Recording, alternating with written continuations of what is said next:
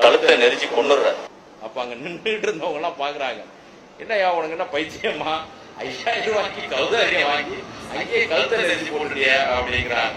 அப்ப அவங்களுக்கு அவர் விளக்கம் சொல்றாரு, தனக்கு விரும்பியது கிடைக்குது, தனக்கு வேண்டியதெல்லாம் செஞ்சு தராரு அப்படிங்கிறதுக்காக இது குரல் கொடுத்து தன்னுடைய இனத்தையே இன்னொருத்தவங்களுக்கு காட்டி கொடுத்து வாழ்ந்துகிட்டு இருக்கு. கௌதாரிகள் தன்னால வலையில வந்து மாட்டி சிக்கி உயிரிழக்கிறது அப்படிங்கிறது விதி, இயற்கை. ஆனா இது இந்த ஒரு கௌதாரி என்ன பண்ணுது, தன்னுடைய இனத்துக்கே துரோகம் செய்யுது.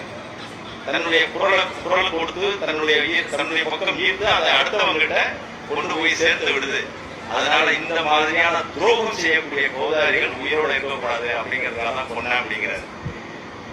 இது கௌதாரிகளுக்கான கதை மட்டுமல்ல, நமக்கானது, நம் சமுதாயத்திற்கானது.